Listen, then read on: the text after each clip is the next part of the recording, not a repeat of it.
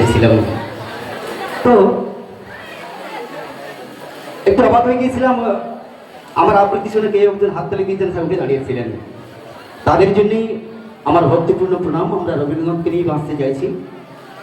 তো রবীন্দ্রনাথ যেভাবেই বেঁচে থাকতে চেয়েছেন, সেই কবিতার দু লাইন দিয়ে আমি বিদায় নেব।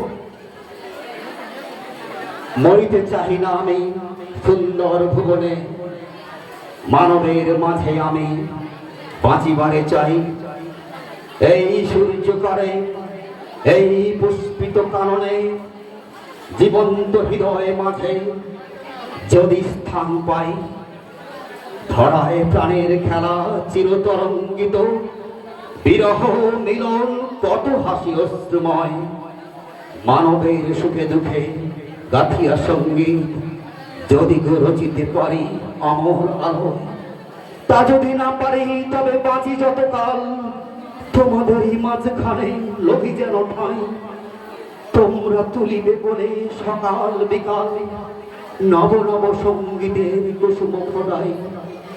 হাসি মুখে নিও ফুল, তারপরে হায় ফেলে দিও ফুল, যদি সে ফুল শুকায়। আমাদের আজকের এই বিশেষ অনুষ্ঠানের দ্বিতীয় পর্ব আমরা এখানে শেষ করলাম।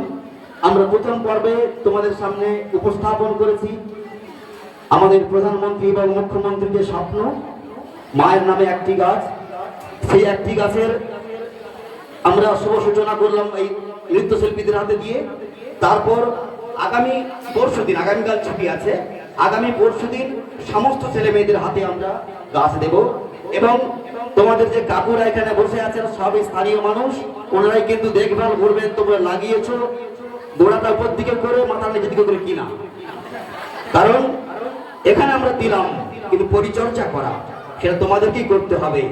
যেটা আমি বলেছি আবারও, অক্সিজেন যে অক্সিজেন একটা মানুষ সারাদিন যে অক্সিজেন নেয়, তার মূল্য 5,000 থেকে 11,000 টাকা। 11,000 টাকা তার মূল্য যে বেশি ওয়ার্কআউট করে, পরিশ্রম করে। অসীমা ম্যাডামের মতো যারা পরিশ্রম করে, সারাদিন ছোটাছুটি করে কাজ করে, তাদের বেশি অক্সিজেনের প্রয়োজন।